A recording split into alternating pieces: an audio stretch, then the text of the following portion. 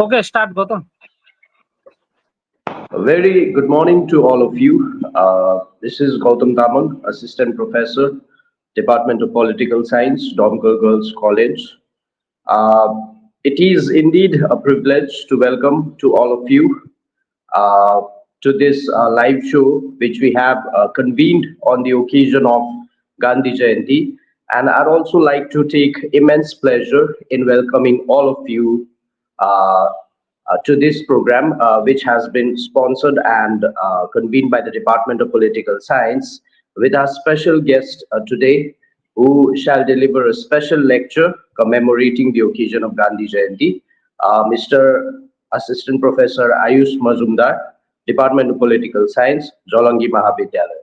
Now, Assistant Professor Mazumdar shall deliver a lecture on Gandhi and a very special theme related to him. And I'm sure it will be a very thought provoking and a truly insightful lecture insofar as the relevance and the philosophy of Gandhi in the times of modernity, in the times of what we call is post truth is concerned.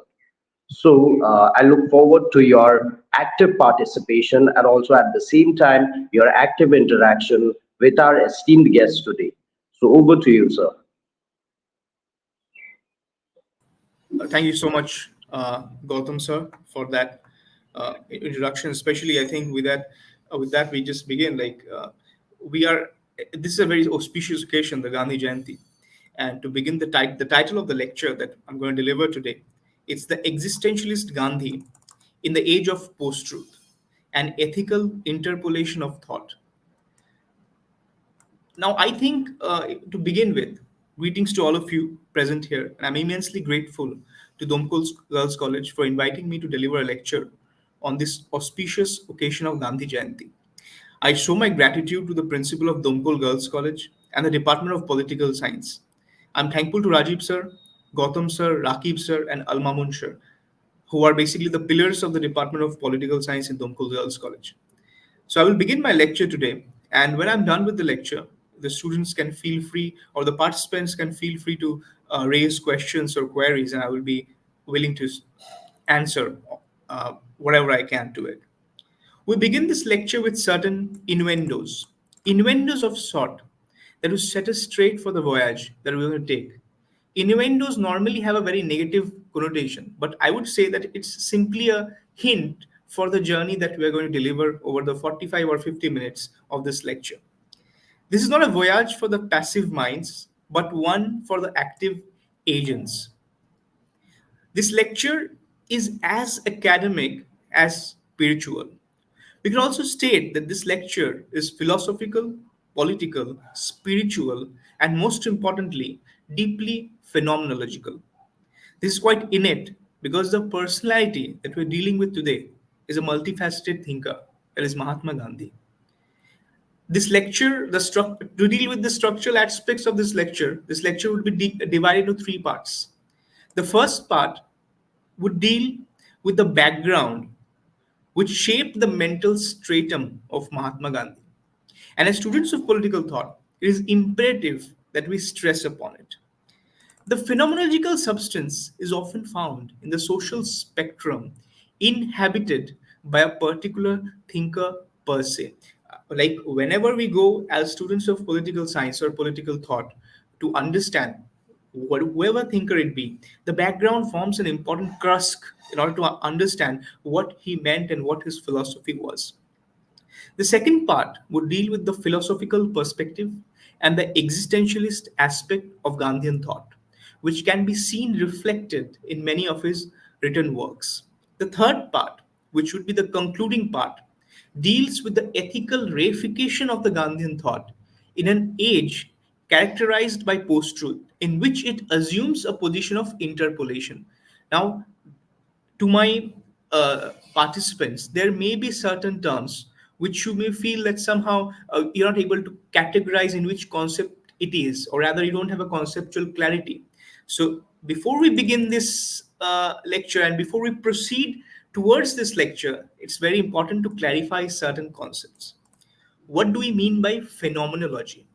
And I think especially, you would see that this particular lecture is charged with certain important concepts, not entirely political science concepts, but rather has its essence in philosophy, sociology, and even in communication studies. I think after the NEP that has been going on, and it is in application right now, the aspect on multidisciplinary studies becomes very crucial.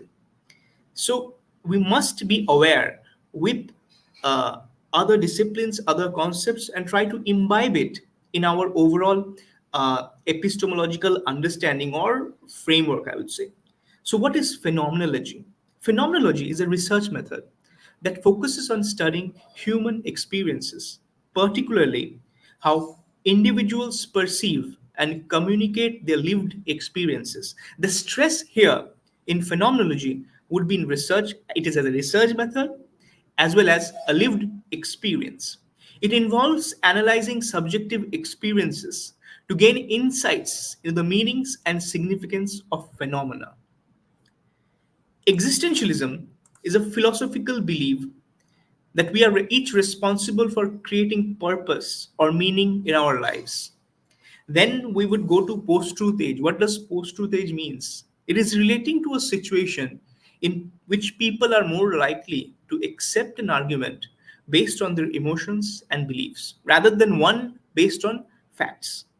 Post truth refers to a situation in contemporary politics where facts have lost their significance in public discourse. Well, this is very true in an age of social media where we really don't verify whether whatever we are seeing is true or not, but rather we are swayed by emotions and we believe that what we see, if it is emotionally viable, we accept it to be true. But that's not always the case. What happens is that it may turn out in a later course of time that it was false to begin with.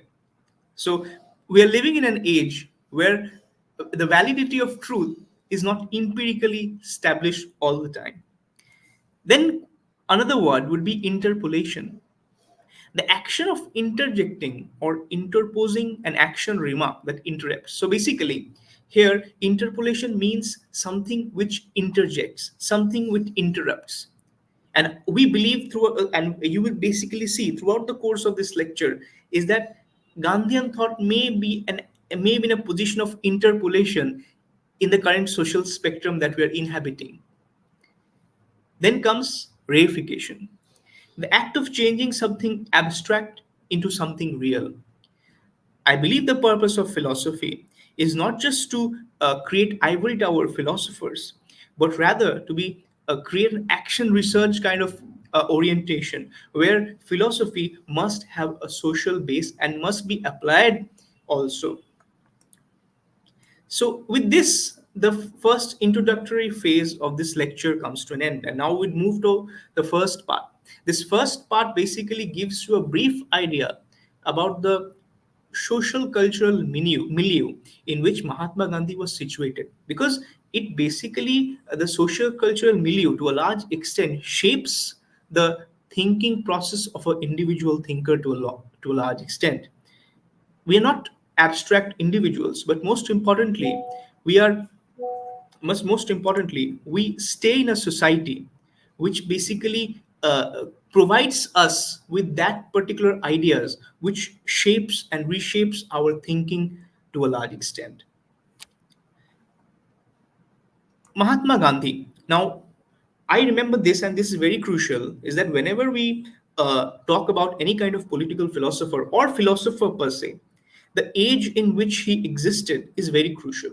Like we know very well that it would be very problematic to make sense of Thomas Hobbes. It would be very problematic to make sense of Socrates, Plato, and Aristotle if we don't know at what point of time they were in. So that age, the date of birth, and when they basically like when they were not there. So that is very crucial for us to make sense of the particular thinker. So Mahatma Gandhi, he was born in 2nd October 1869, and that's why we're celebrating the occasion of Gandhi Jayanti today. And he died in 30th January 1948. The socio-cultural milieu in which Mahatma Gandhi was situated influenced his thought process to a large extent. The stages of life often shape the overall perspective of a person. Understanding the childhood of Gandhi would provide us a key to the overall discourse. Gandhi was the youngest child of his father's fourth wife. His father, Karamchand Gandhi, who was a Dewan, that is, chief minister of Porbandar, the capital of a small principality in western India, in what is now Gujarat state, under British suzerainty, did not have much in the way of a formal education. He was, however, an able administrator who knew how to steer his way between the capricious princes, their long suffering subjects, and the headstrong British political officers in power. Gandhi's mother, Putlibai, was completely absorbed in religion, did not care much for finery or jewelry, divided her time between her home and the temple, fasted frequently, and wore herself out in days and nights of nursing whenever there was sickness in the family. Mohandas grew up in a home steeped in Vaishnavism, worship of the Hindu god Vishnu, with a strong tinge of Jainism, a morally rigorous Indian religion whose chief tenets are nonviolence and the belief that everything in the universe is eternal. Thus, it took for granted ahimsa, which is basically as we proceed, we realize it is a central tenet of Gandhian thought, ahimsa, which is basically non injury to all living beings. Then vegetarianism, fasting for self purification, and mutual tolerance between adherents of various creeds and sects. The educational facilities at Porbandar were rudimentary. In the primary school that Mohandas attended, the children wrote the alphabet in the dust with their fingers. Luckily for him, his father became Diwan of Rajkot, another princely state. Though Mohandas occasionally won prizes and scholarship at the local school, his record was on the whole mediocre. We would come to a point where we actually look into this aspect and we would realize that in all these things that I've said so far lies a beautiful aspect to Mahatma Gandhi's life. One of the terminal reports rated him as a good at English, fair in arithmetic, and weak in geography. Conduct very good, bad handwriting. He was married at the age of 13 and thus lost a year at school. A difficult child. He shone neither in the classroom nor on the playing field. He loved to go out on long solitary walks when he was not nursing his by then ailing father, who died soon after, or helping his mother with her household chores. He had learned, in his words, to carry out the orders of the elders, not to scan them. With such extreme passivity, it is not surprising that he should have gone through a phase of adolescent rebellion, marked by secret atheism, petty thefts, furtive smoking, and most shocking of all for a boy born in a Vaishnav family, meat eating. His and he basically at a certain point of time when you go through his writings, he wrote that he felt a kind of a sin or a guilt when he had that, but he liked eating meat also. His adolescence was probably no stormier than that of most children of his age and class. What was extraordinary was the way his youthful transgressions ended, never again, was his promise to himself after each escapade, and he kept his promise. This was Mahatma Gandhi's Damascus moment. Now, what is very important is that we are celebrating right now, or rather, observing an occasion of Mahatma Gandhi's birth anniversary today, the 2nd October. Now, আমরা পড়লাম এতক্ষণ ধরে যে after all he was important, he is the father of the nation, আর যেটা সবচেয়ে important জিনিস সেটা হচ্ছে এইটাই যে he was not an extraordinary student, he was a mediocre student, he was an average person to begin with. তার মধ্যে কোনো ছোঁয়া ছিল না যে সে ছোটবেলা থেকে খুবই মানে জিনিয়াস ছিল, ইন্টেলিজেন্ট ছিল, মানে এক্সেলেন্ট ছিল, একদমই সেটা নয়। একটা সিম্পল স্টুডেন্ট, একটা মিডিওকার স্টুডেন্ট, যার মধ্যে যত পিটফলস একটা সাধারণ মানুষের হতে পারে, একটা এক্সিস্টেন্সিয়াল ক্রাইসিসের সাধারণ মানুষরা যায়, সেটাও তার মধ্যে ছিল, সেও সেটা দিয়ে গেছে এবং সেই জার্নিটা করেই সে আজকে ফাদার অফ দ্য নেশন হয়েছে। Struggle, definitely he struggle, but most importantly he was not extraordinary. at his beginning he was a commoner just like us. উনিও ওইভাবেই এক্সপিরিয়েন্স করেছেন যে লাইফের কষ্ট কিংবা লাইফের যে ফেজেসগুলোকে একটা নর্মাল অ্যাডোলেসেন্ট যেগুলো এখনো এক্সপিরিয়েন্স করে। তো এর জন্যেই if we look at what he is, what he created for himself and what he was, it creates that it's not always that you are born with talent, it's not always that you are born with extraordinary exemplar abilities, but rather the সবচেয়ে important হয় সেটা হচ্ছে the willpower. তো মহাত্মা গান্ধী যে basically at that point of time he realise that কোনো না কোনো জায়গায় ভুল যাচ্ছে, ভুল সিদ্ধান্ত নিচ্ছে লাইফে। তো সে সেই টাইমে নিজেকে চেঞ্জ করতে লাগলো এবং সেইটাই কিন্তু তার লাইফের ডেমাস্কাস মুভমেন্ট। ডেমাস্কাস মুভমেন্ট মানে একটা বিবলিক্যাল টার্ম, যার সিগনিফিকেন্স হচ্ছে যে মানুষ কখন ঘুরিয়ে দাঁড়ায় কিংবা কখন রিয়েলাইজেশন করে, একটা এপিফেনি হয়, একটা এনলাইটেনমেন্ট হয়। That was similarly what Mahatma Gandhi experienced. But what is very important and very crucial in this whole journey is that he said he would never do it again. He realized, and that is the will to power. Beneath an unprepossessing exterior, he concealed a burning passion for self improvement that led him to take even the heroes of Hindu mythology, such as Prahlada and Harishchandra, legendary embodiments of truthfulness and sacrifice, as living models.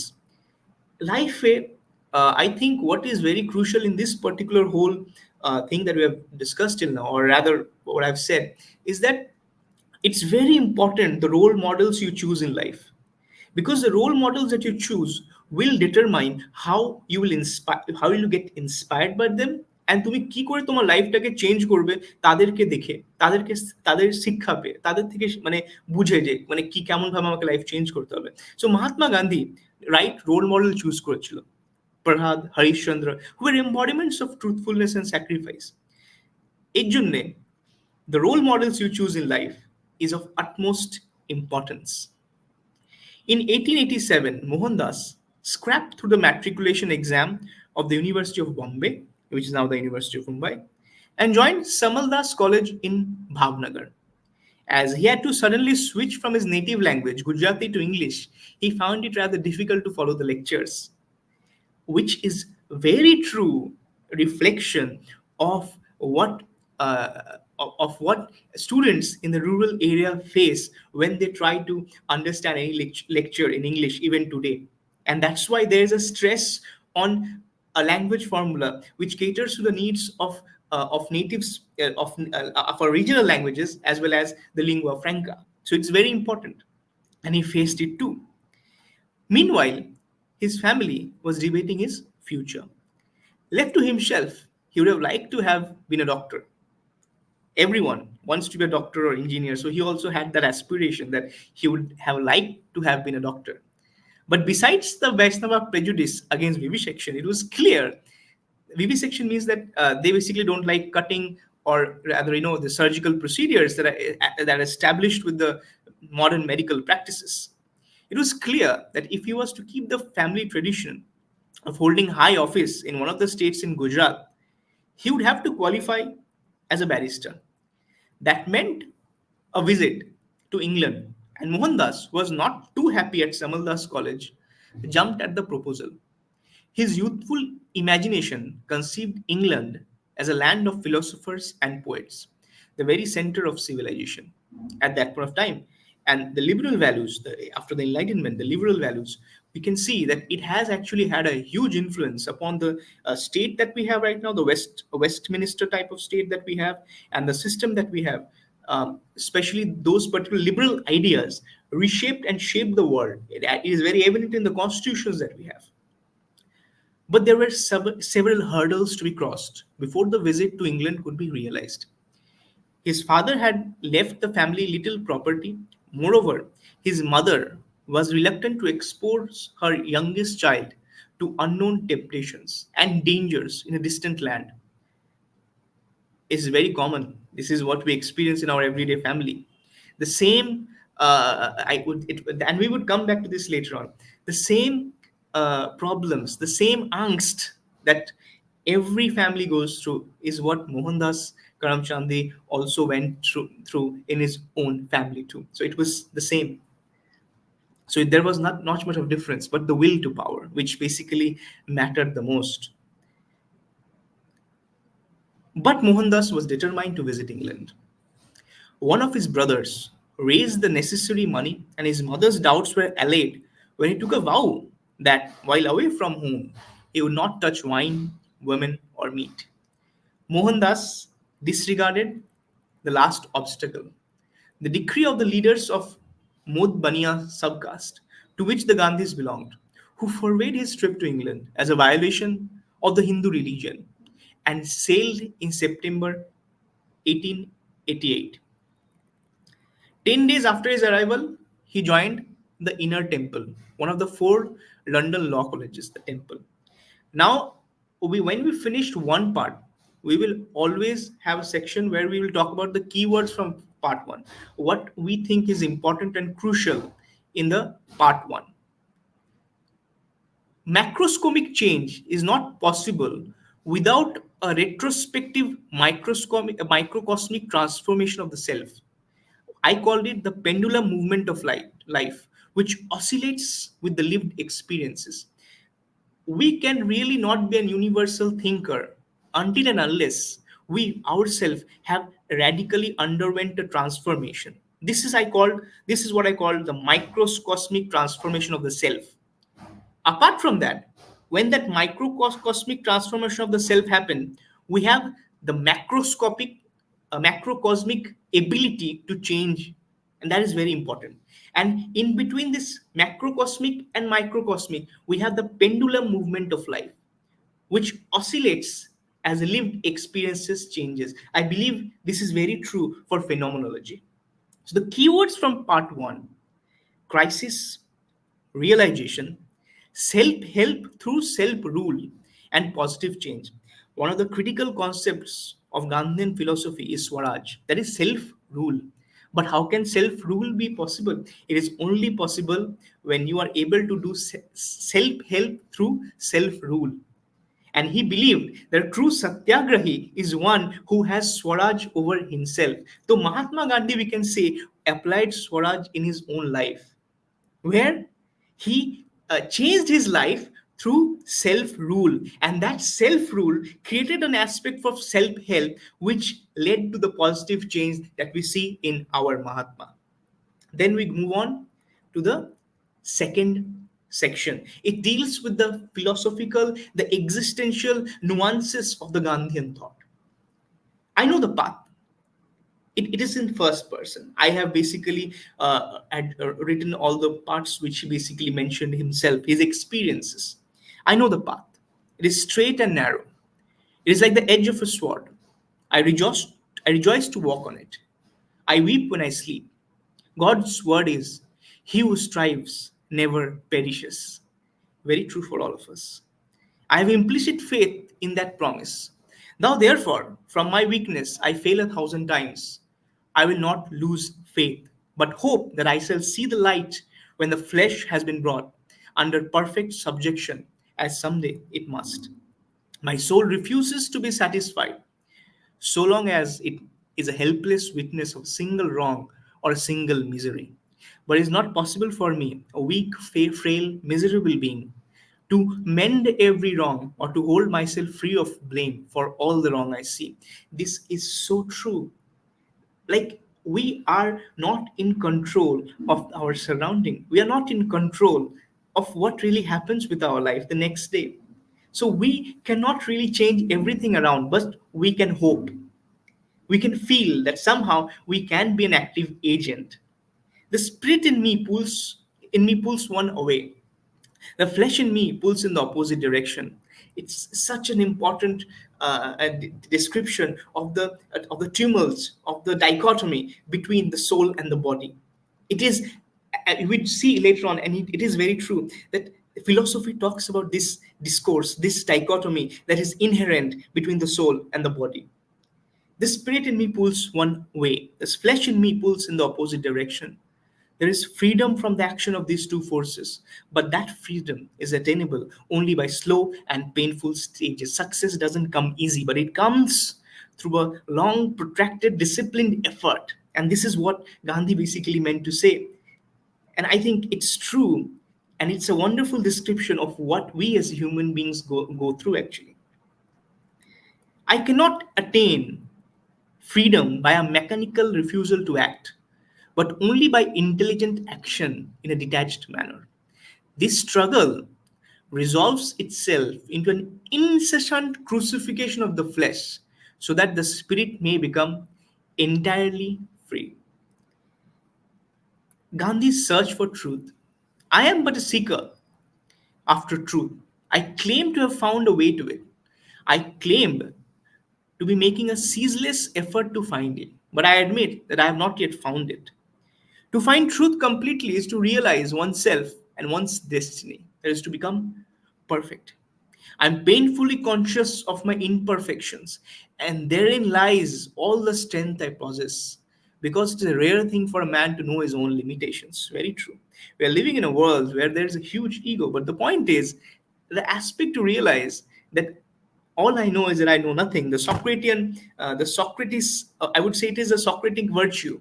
That is a very important element in this particular regard. The search for truth. The search for truth can only begin when you know that you have not received the truth yet, and you're open to different knowledges that are coming to your directions. That is very important. Open to discourse. If I was a perfect man, I own I should not feel the miseries of neighbors as I do. As a perfect man, I should take note of them, prescribe a remedy, and compel adoption by the force of unchangeable truth in me. But as yet, I only see through a glass darkly, and therefore have to carry conviction by slow and laborious processes, and then too not always with success. That being so, I would be less than human if, with all my knowledge of avoidable misery pervading the land and of the sight of mere skeletons under the very shadow of the Lord of the universe, I did not feel with and for all the suffering, but dumb millions of India. It's true. Trust in God. I am in the world feeling my way to light.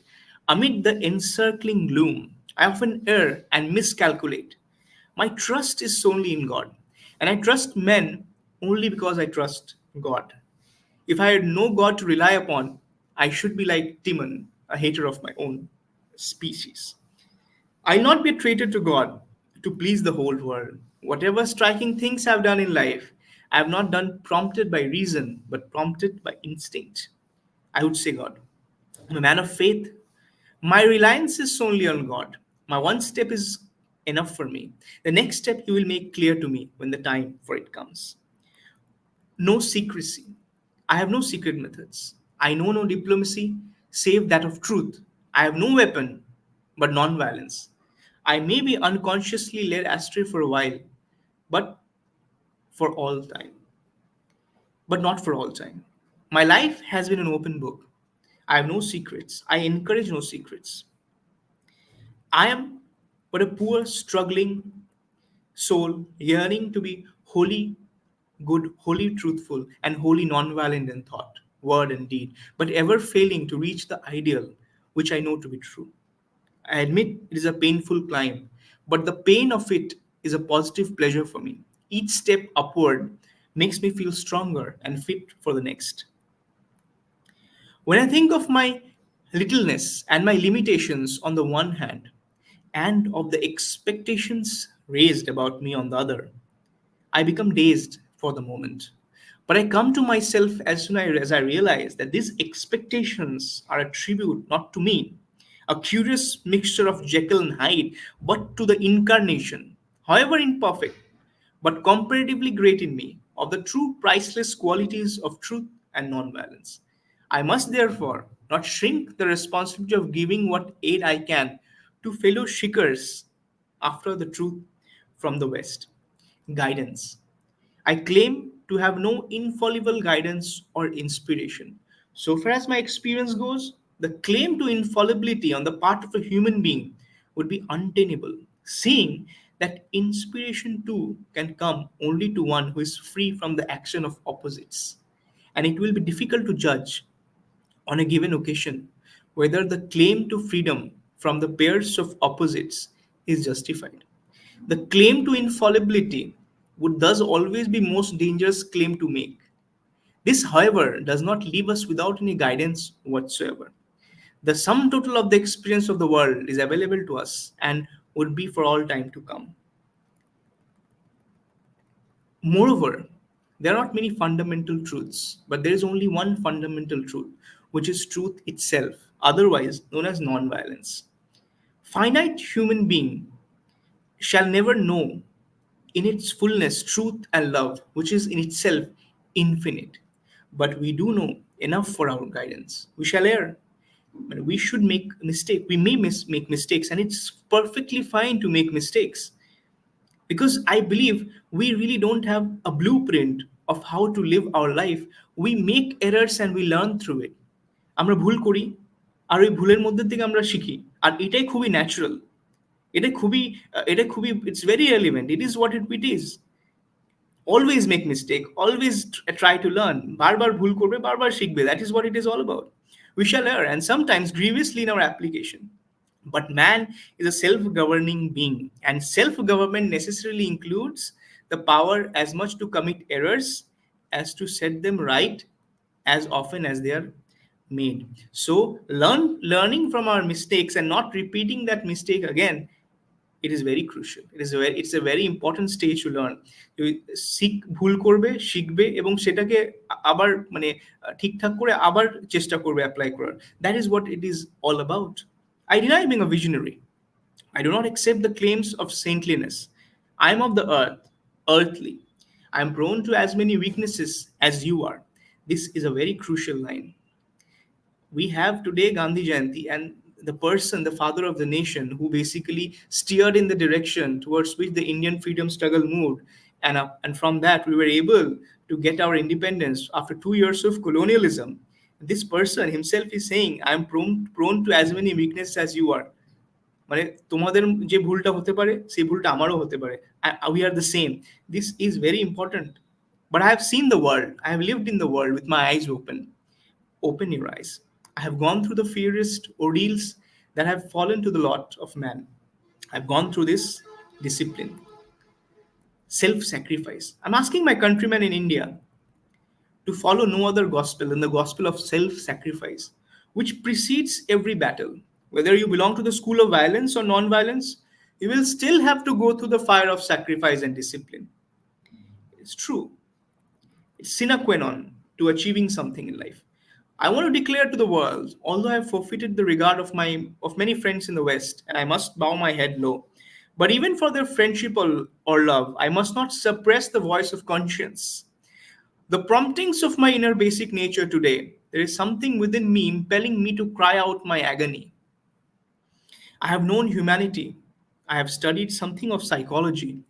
Such a man knows exactly what it is. I do not mind how you describe it. That voice within tells me we have to stand against the whole world, although you may have to stand alone. You have to stare in the face the whole world, although the world may look at you with bloodshot eyes. Do not fear. Trust the little voice residing within your heart. It says, forsake friends, wife, and all, but testify to that for which you have lived and for which you have to die. This is true. The gospel of changing, social change. Everyone who tried to change the society or basically question certain wrongs in the society had that ability to stand alone, even if one had to.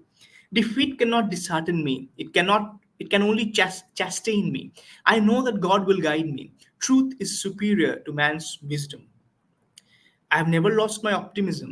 In seemingly darkest hours, hope has burned bright within me. I cannot kill the hope myself. I must say, I cannot give an ocular demonstration to justify the hope, but there is no defeat in me. I do not want to foresee the future. I'm concerned with taking care of the present. God has given me no control over the moment following. Trust. It is true that I have often been let down. Many have deceived me, many have found wanting, but I do not repent of my association with them, for I know how to non cooperate, as I know how to cooperate. The most practical, the most dignified way of going on in the world is to take people at their word when you have no positive reaction to the contrary. I believe in trusting. Trust begets trust. Suspicion is footed only and only stings. He who trusts has never lost in the world. Just think about it. If somehow the social contract that we have, if somehow the trust element that is taken away is somehow disappears, do you think stepping out of your home would be a possible task? তুমি ঘরে বাইরে বেরাতেই পারবে না। Trust যদি না থাকে তাহলে কেউ নিজের ঘরের বাইরে বেরাতে পারবে না। গভর্নমেন্ট ডেফিনেটলি প্রোটেক্টস, দের লজও আছে, আইনও আছে, কিন্তু ট্রাস্ট একটা খুবই ইম্পর্টেন্ট জিনিস। আর ট্রাস্ট আছে, ট্রাস্টের থেকে একটা সোশ্যাল cohesion একটা create হয়. So trust is very important and trust is very crucial to the overall well-being of the society. A breach of promise, yeah, it is true. Just wait, yeah. My leadership. To my knowledge, they say I claim to understand human nature as no one else does. I believe I'm certainly right. But if I do not believe in my rightness and my methods, I would be unfit for to be at the helm of affairs. As for my leadership, if I have it, it has not come for any is not come for any seeking. It is a fruit of faithful service. A man can, as little, disregard such leadership as he can the color of his skin. And since I have become an integral part of the nation, it has to keep me with all my faults and shortcomings, of some of which I am painfully conscious, and of many others of which candid critics, thanks be to them, never fail to remind me. There would be critics, there are critics all the time. But the point is that just because your friend tells you that you're not good at it, will you just totally not do it again? Just think about it. তুমি ভাবো কিছু করছো, একটা article লিখছো, আর কোনো তোমার বন্ধু বললো যে না এটা আমার ঠিক ভালো লাগলো না, আই ডোন্ট লাইক ইট, তো তুমি কি তা বলে কান্নাকাটি করে ঘরে বসে বা পড়াশোনা ছেড়ে দেবে? একদমই নয়। There would always be critics. So how you do it, that's very crucial. It is a bad carpenter who quarrels with his tools. It is a bad general who blames his men for faulty workmanship. I know I'm not a bad general. I have wisdom enough to know my limitations. God will give me strength enough to declare my bankruptcy, if such is to be my lot.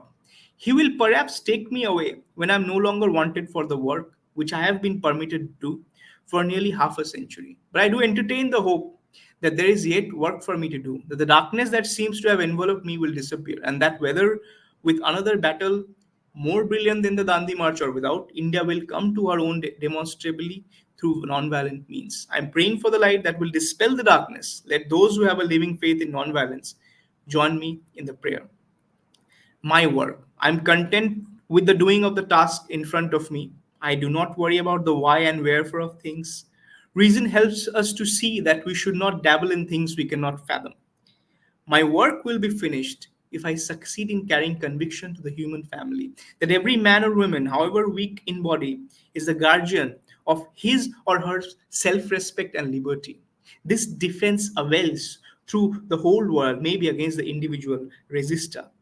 It will be time enough to pronounce a verdict upon my work after my eyes are closed and this tabernacle is consigned to the flames. The important things we learn from this is the solidification of Mahatma Gandhi's perception about the reality and the normative standards that he set out determine the trajectory of action that he undertook. His perception of truth was not value neutral, but rather characterized by a deep normative standard, which was morally and ethically justified. His existential outlook didn't deal with the absurd, but it deals with the belief in the possibility of non-violent progress of mankind, which is sustainable and in tune with the tenets of nature.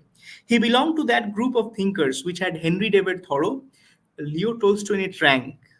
He was not a Bismarck. He was not a military figure, but he was a philosopher. This is very important. The kind of leader that we see, and if we do a comparative study, we realize that there are thinkers like Bismarck, who were Charles de Gaulle. They were strategist, military figure. But on the other hand, the father of nation that we have, he was a philosopher. He belonged to the ranks of Thoreau. He belonged to the ranks of Tolstoy, who had a normative standard of how human beings should live. That is an essential marker of Gandhian thought. That his philosophy, his truth was not value neutral, but it had a normative standard to it. Keywords from part 2. Clarity in thought. Clarity is reality. Clarity comes through truth. Truth is not value neutral, according to Mahatma Gandhi. We must make peace with the truth. Social coherence of thoughts. The third is a very critical uh, aspect of the lecture, and the last aspect of the lecture is called the death of the philosopher. Why? Now we would look into that. In the previous section, we learned about the foundational values that shaped Mahatma Gandhi's perspective and the normative standards that defined his will to power. As students of political theory, we are aware of the dichotomy or dichotomy inherent between the empirical and the normative approach to politics. The empirical approach deals with the facts or what it is, whereas normative approach deals with values or what ought to be. This dichotomy takes an imperative role when you're trying to understand the relevance of Gandhian thought in an age where the distinction between truth and falsehood is blurred, hence post truth. Truth and falsehood is blurred, living in post truth age. The social foundation is not recipient to values, but to the facets of political life, which is characterized by brute force and immoral exploitation of men by men. Hence, in such a scenario, the ideals of Gandhian philosophy look like an interpolation of thoughts. That is, misfit for a time, where the post-truth, a misfit for a time, where the post-truth standards are applicable. It creates a complex situation where the Gandhian ideals may seem wayward for an existential standard to life. This act of reification of philosophical standards to a discrete social setting creates a problematic, or we can call it the existential crisis of the Gandhian. Is there no alternatives to such a futile state of affairs? I believe the Pandora box has been opened, and there are all sort of things for us to witness. But among all such odds, we have hope. That hope springs from the multifaceted aspect of human ability to reason. However, what becomes crucial in this overall process is the shaping of reason through discourse. The existential crisis that we talked about in the earlier stanza is the discursive knot of this stage. It is not the end of history and the last man, but rather a new cycle has begun. This is in tune with the concept of eternal recurrence as espoused by Friedrich Nietzsche. Eternal return is a philosophical concept which states that time repeats itself in an infinite loop and that exactly the same events will continue to occur in exactly the same way over and over again for eternity. Hence, we cannot cease to stop being philosophers. We must think, we must have discourse. This is very crucial because if we cease to think, we cease to do or contribute to the discursive knot or to solve the riddles of this age. Hence, there has been a dearth of philosophy in this age that we're living in right now, but it doesn't mean that we cannot think again. If we start thinking, if we have a normative standard to thinking, I think most of the problems that we have will be solved. And to come with my concluding remarks, it's as said by Gandhi, when every hope is gone, when helpers fail and comforts flee, I find that help arrives somehow. From I know not where, supplication, worship, prayer are no superstition. They're acts more real than the acts of eating, drinking, sitting, or walking. And I would suggest the participants, if they can, there's a wonderful article on the Hindu newspaper dated 29 December 2018, written by Krishna Kumar. It says Gandhi and the audacity of hope. It talks about why we must hope that there would be a time that the young generation would revive and would imbibe in themselves the Gandhian thinking. Thank you so much. I'm really thankful to Domkal Girls College, the principal of Domkal College, and the Department of Political Science for giving me this opportunity to deliver a lecture on this auspicious occasion. Thank you to everyone. ধন্যবাদ আয়ুষ মজুমদারকে তার এত সুন্দর একটা মূল্যবান বক্তব্য রাখার জন্য গান্ধী জয়ন্তীর উপরে। আমি আমাদের মাননীয় প্রিন্সিপাল স্যারকে অনুরোধ করব আজকের এই দিনের উপরে কিছু বলার জন্য। Okay.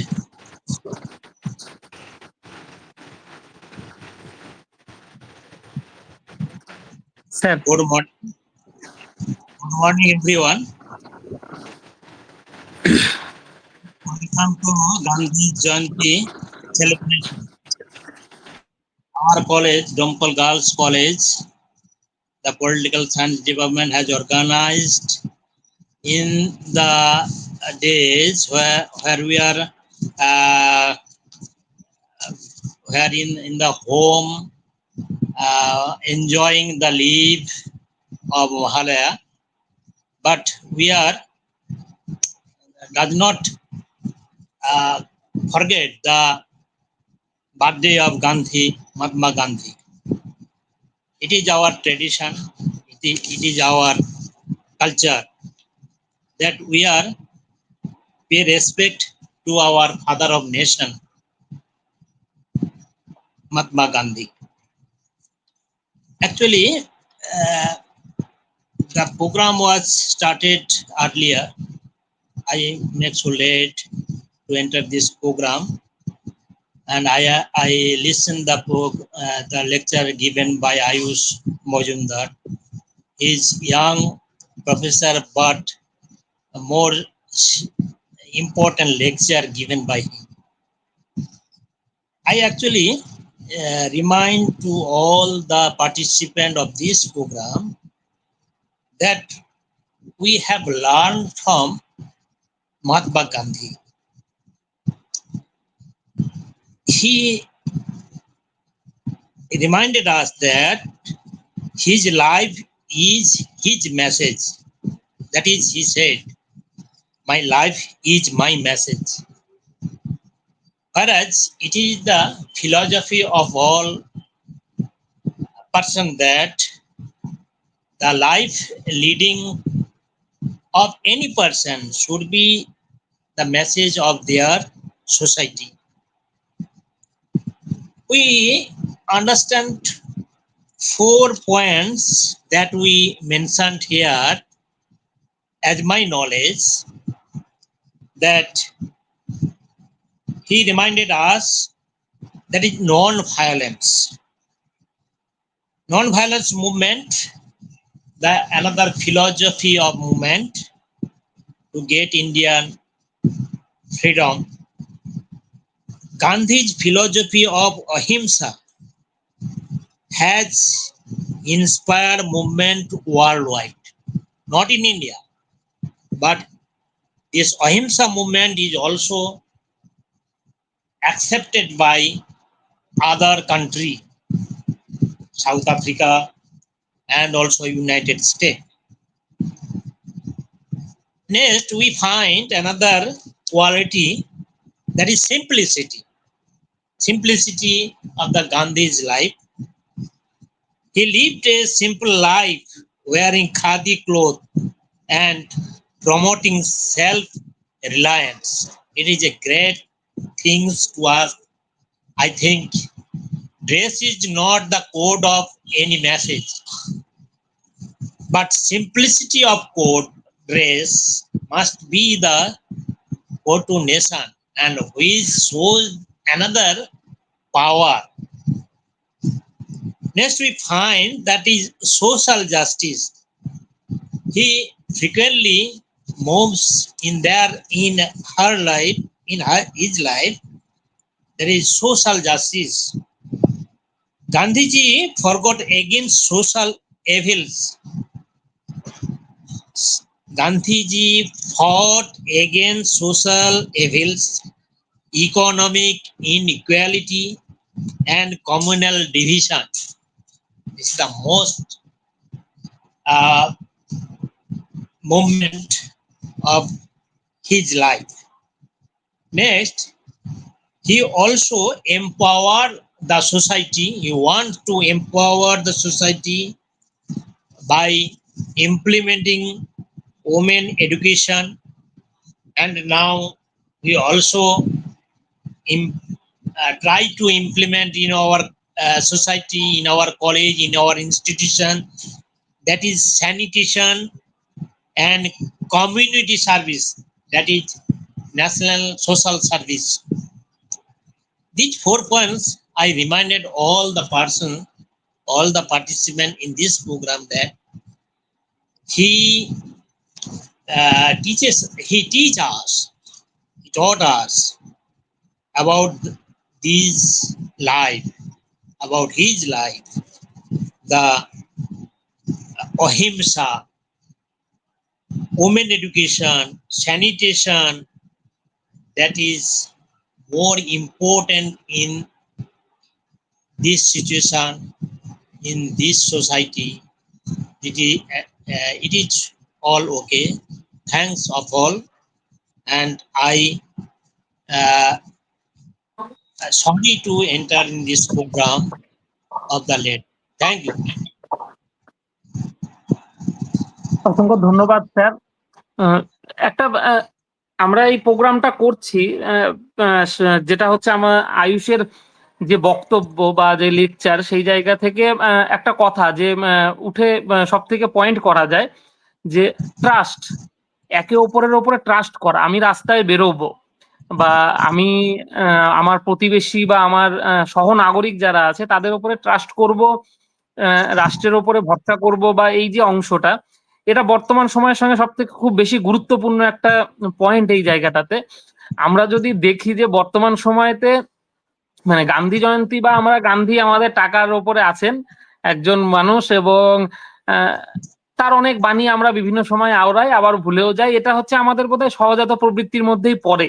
যে যেমন আমরা দেখি যে আমরা যে যে ভগবান বা ঈশ্বরকেই মানি না কেন, আমাদের সেই ঈশ্বরের অনেক ভালো ভালো বক্তব্য আছে।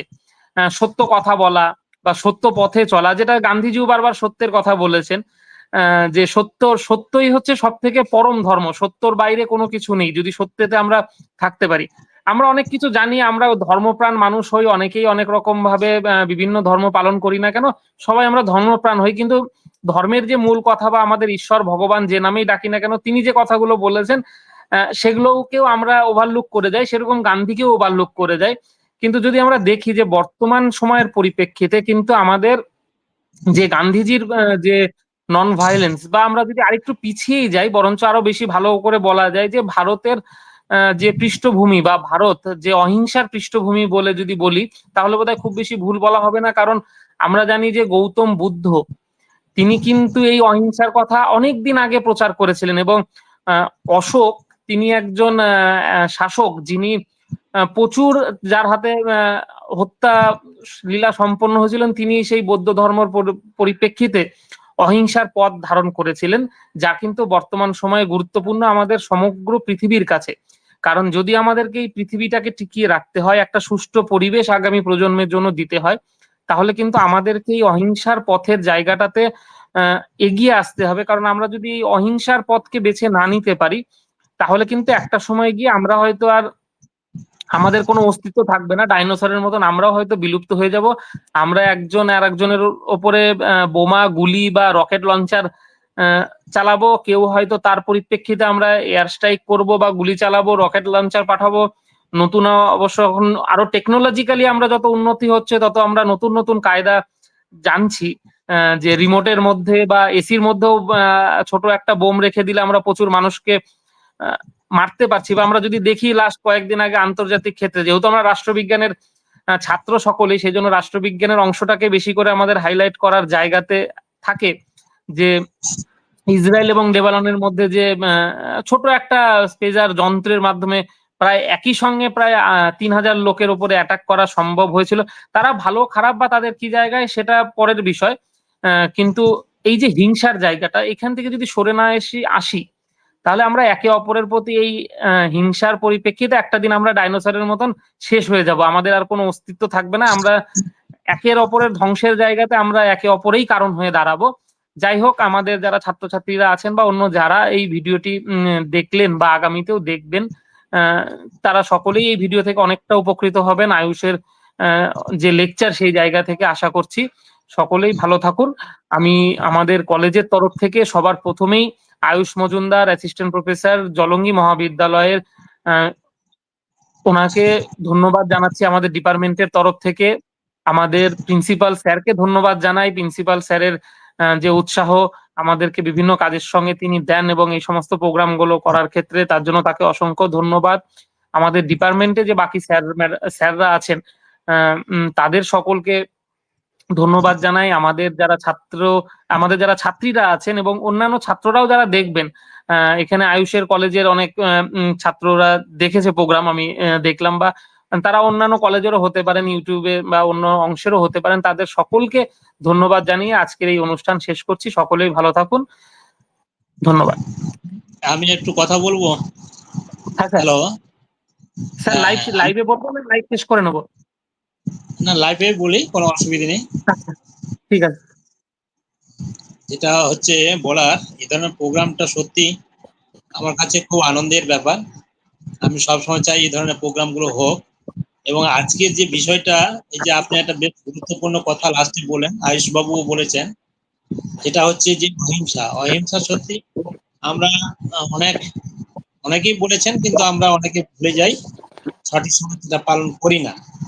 তাহলে যদি আমরা এই টপিকে, এই থিমটার উপর যদি আমরা একটা নিউজ বুলেটিন কলেজ থেকে বের করি, এবং গৌতম স্যার নিশ্চয়ই প্রোগ্রাম আছেন, উনি শুনতে পাচ্ছেন, যদি আমরা একটা ছোট করে নিউজ বুলেটিন এটার উপর বের করি এবং আয়ুষ বাবু যদি তার লেখাটা দেন। ঠিক আছে স্যার, ঠিক আছে? ঠিক আছে স্যার, আচ্ছা এটা করে নেবো স্যার। হ্যাঁ, ঠিক আছে, ওকে, থ্যাংক ইউ। ধন্যবাদ স্যার, ধন্যবাদ সবাইকে।